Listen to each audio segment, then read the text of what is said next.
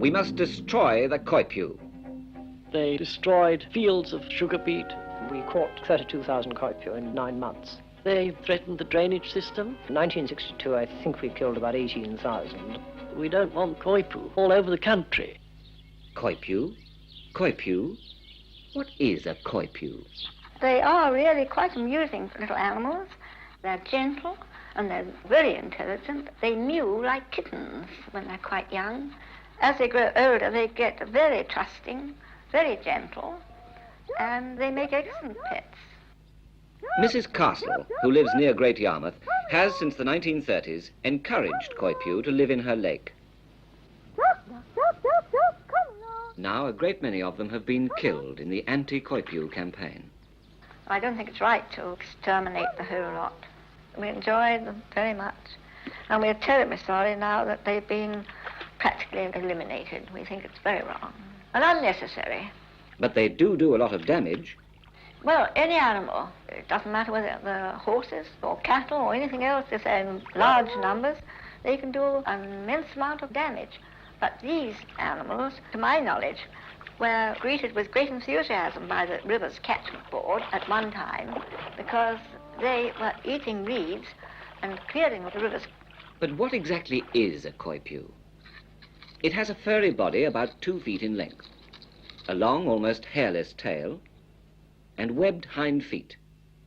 The teats of the female don't grow on the underside, but on the back, so that the young can suckle while they and their mother are in the water. The Coypu belongs to the large family scientifically classed as rodents, animals with teeth adapted to disintegrate their food by gnawing it instead of tearing it to pieces like wolves. Although it has sometimes been exhibited in fairgrounds as the largest rat in the world, caught in the sewers of Paris, it isn't a rat at all, but is related to the porcupine. Yeah, well, the head is very, very similar to the porcupine. I think the animal that most closely resembles the Coypu is the guinea pig. It's a combination of these animals, it seems. Its natural home is in the southern part of the vast American continent. Brazil, Bolivia, Chile, Argentina, Paraguay, Uruguay. Yet for over 30 years it has been, in ever-increasing numbers, a wild animal in Norfolk and other eastern counties of Britain. How did this come about? The Coypu bears a valuable fur known commercially as nutria. Nutria is Spanish for otter. Spanish is spoken in South America, and the fur trade dealt in nutria as a sort of otter. In the years before the war, nutria was as highly esteemed by women as mink is today. To meet the demands, Coypu were imported to England in 1929 and bred here on fur farms. Ted Ellis, the well-known Norfolk naturalist, witnessed the beginnings of this industry. One of the pioneers of Coypu breeding in this country was Mr. Carroll Worsley of East Carlton near Norwich. And he built a number of pens in a little sheltered place, a little valley by a stream. In 1937, disaster overtook this little fur farm. There was a tremendous flood. They had a rise of water about 4 feet, and a number of the animals escaped. As the water level rose, the Coypu simply swam over the tops of their cages. Well, they worked their way down along this little winding beck towards Norwich. And so in the 1940s they spread to all the Norfolk Broads. They went into the west of the county. They began to gradually work into the neighbouring counties of Suffolk and Lincolnshire. They built up a vast population. Where there had been hundreds, there became thousands, and tens of thousands, and they reached the point when there were hundreds of thousands. How many Coypu escaped from the fur farms in 1937? 4. One of them was run over on the road, about a mile from the fur farm. So the enormous Coypu population of eastern England reached by the 60s was derived from 3 Coypu. From 3. And the Coypu found that conditions were ideal for them and very similar to their home country. And many of the plants that they eat in this country, the wild plants like the reed maces and even the cowbane and some of these giant sedges, the same plants, the same species, live in the rivers of South America. So they were quite happy here.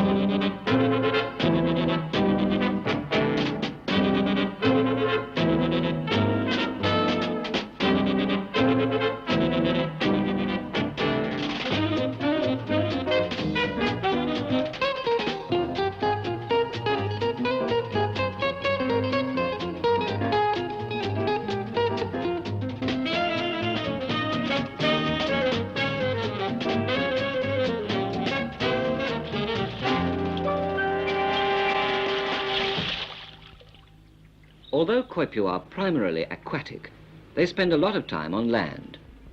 But their rounded bodies seem far better adapted to life in the water. On land, they seem limited to an ungainly waddle.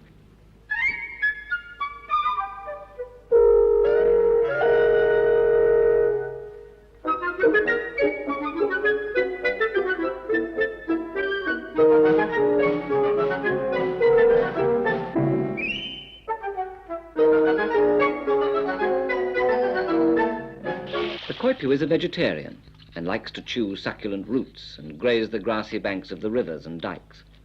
In fact, 4 adult Coypu can eat the same amount of grass as 1 sheep, and this was one of the reasons the farmers began to demand some action to control their numbers. It was a stroke of good fortune for the anti-Coypu campaigners that the Coypu has a long rat-like tail. If it had a bushy tail like the squirrel, they would have found it much harder to convince people that it was vermin. They clean themselves when they've been swimming, especially if there's duckweed about, and you watch them clean the whiskers, and they scratch their tummies, and they scratch all around.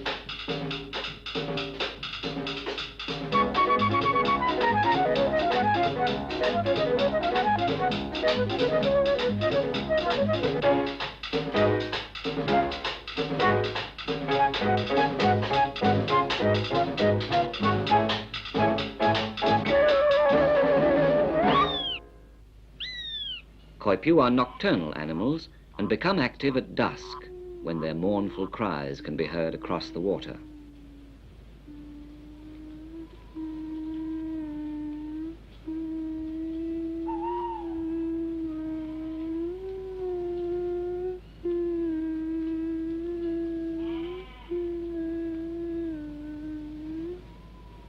And so it is at night that the Coypu do most of their eating. They are fastidious feeders, choosing the tenderest portions of the plant and rejecting the rest. They get the part they want by gnawing it off and then grind it down between the back teeth with a to and fro motion of the jaws. The gnawing is done with 4 front incisor teeth, and the grinding by a set of closely placed teeth further back in the jaw. The incisor teeth, which are incidentally bright orange on the front, are very long and deep set for strength. The 2 corresponding teeth on the lower jaw are also deep-rooted and lengthy. Powerful teeth like these can cause great damage, and teeth like these, when located in the mouths of sufficient numbers of hungry Coypu, do cause great damage.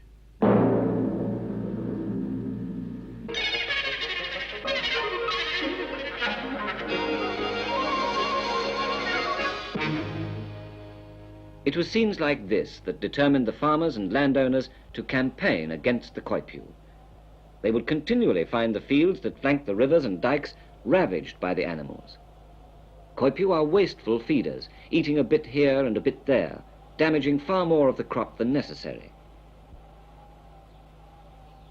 By day, the Coypu likes to sleep in a nest, but when this is not possible, it becomes a burrowing animal, tunneling into the river and dike banks.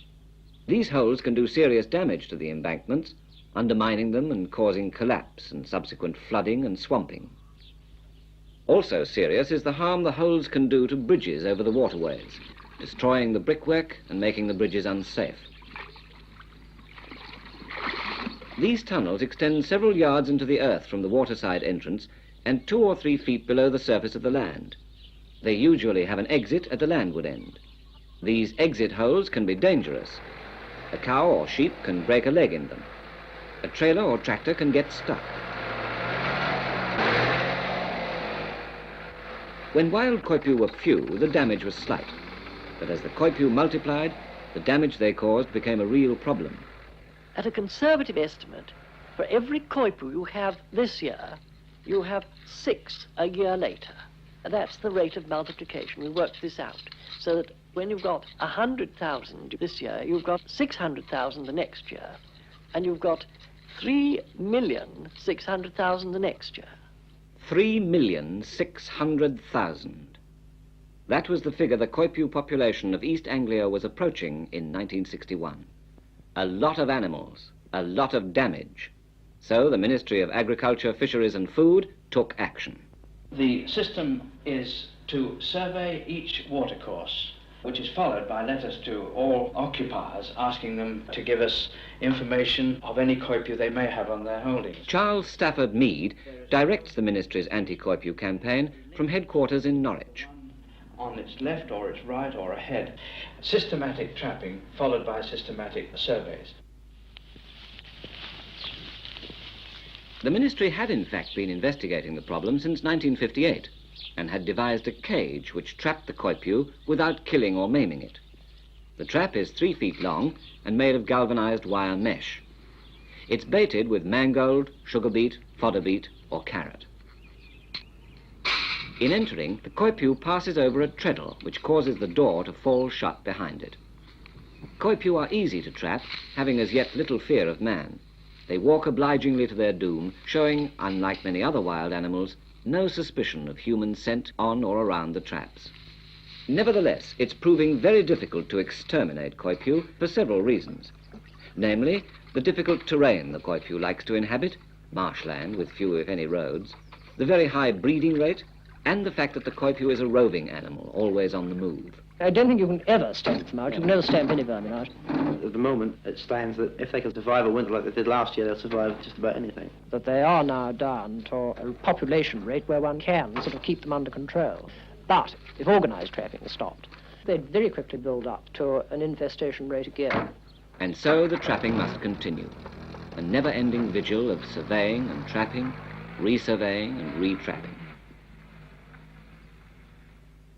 Some of the trapped Coypu are sent to laboratories where their breeding habits are studied. The rest are humanely killed.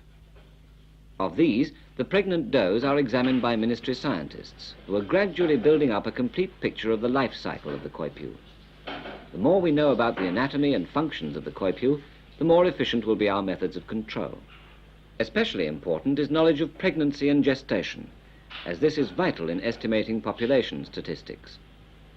Coypu are also used in medical and pharmaceutical research.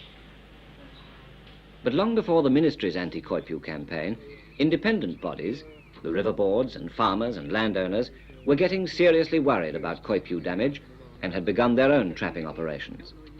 One of the foremost of these was Captain Hutton. The head of the effort started with the East Suffolk and Norfolk River Board as far back as 1957. They said at that time that unless the government took some action, the head of the drainage system in East Anglia might come to a grinding halt. And that was, 6 years ago. In fact, it was some time before the Ministry would help, either physically or financially. It was left to the rabbit clearance societies and freelance trappers. Terry Ward was one of the first of these trappers.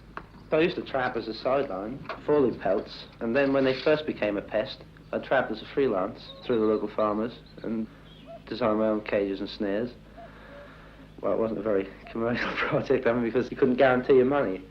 And then the Ministry authorised the rabbit clearance societies to do something about them.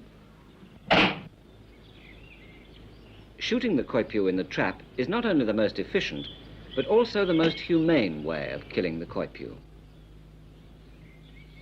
I designed the Coypu Cage 14 or 15 years ago, I think. I knew nothing about Coypu, until they first started making this damage, you see. And I thought, right, so I'll try and make a trap for them. So I baited this cage that I made with a flap door and, just simply placed it in a run on top, and that worked. When the campaign started, about 1959, great numbers of Coypu were caught. I personally account for something like 1,000 Coypu in a matter of 8 weeks. The severe winter of 1963 proved a welcome and unexpected bonus to the Coypu campaign. But it wasn't the cold itself that killed them. He was hungry and sitting around. He was easy to catch and easy to kill. One particular period we accounted for something like 250 in one day.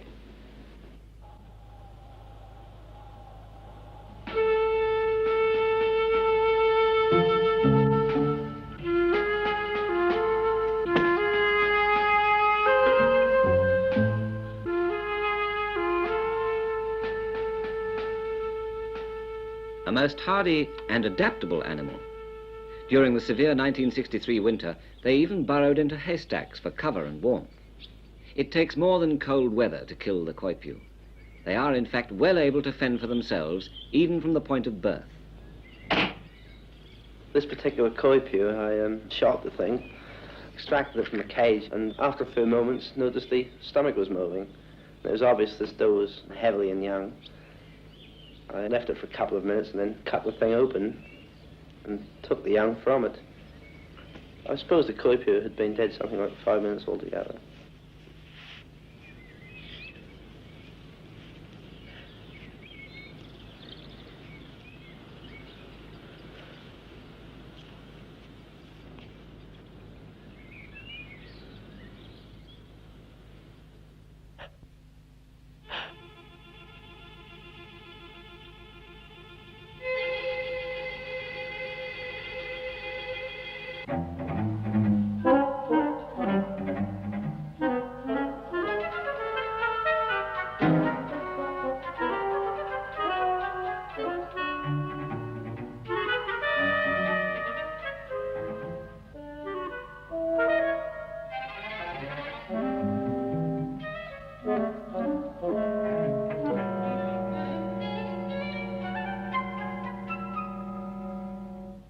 I took the young from the Coypu and revived them, and after 2 or 3 moments they began to move around, and they looked, really perky, ready almost to swim.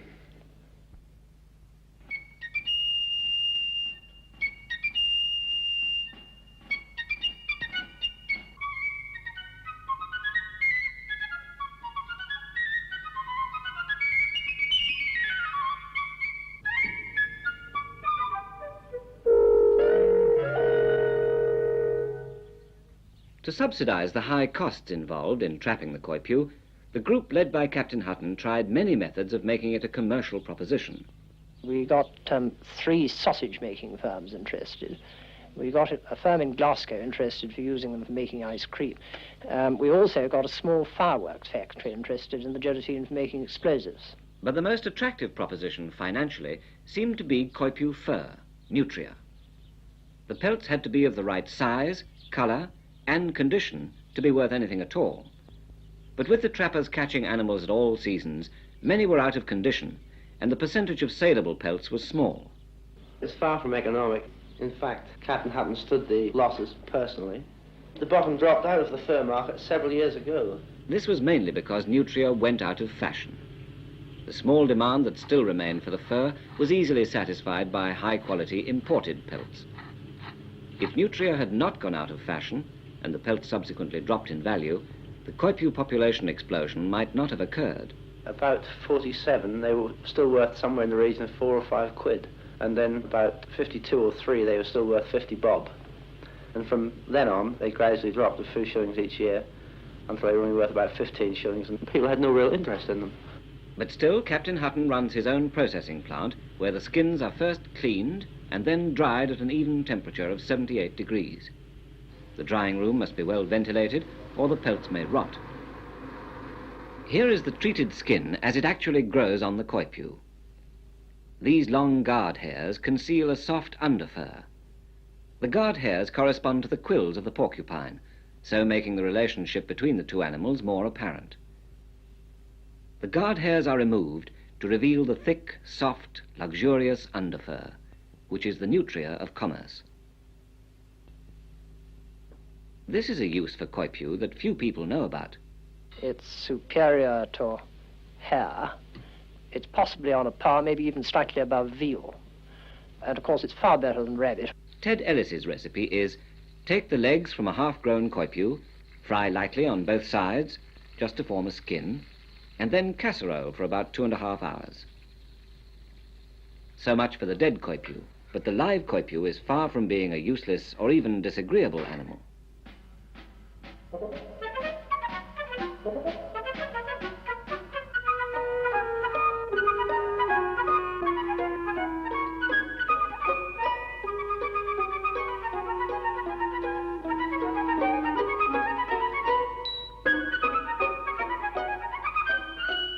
Tom Crawford found this Coypu 4 years ago as a youngster. Joey has now become quite a member of the family. He goes everywhere with Tom and answers to his name. That's a good boy. That's a good boy. That's a good boy. Yes, that's a good boy. Come on, cry then. Come on. Let's hear you cry. Come on. Come on. Come on then. Come on then. He's a good boy. Yes, a good boy. They make good pets, but they have to be acquired when very young and handled often. An adult Coypu can be tamed, but never to the extent of a dog.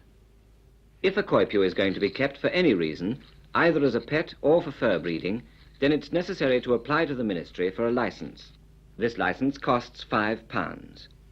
If it's granted, then the animal must be kept in a special climb-proof and burrow-proof pen, like this one. But this is not a Coypu farm. There are none left now in Britain. This is a mink farm, where the animals are reared as Coypu once were for their fur.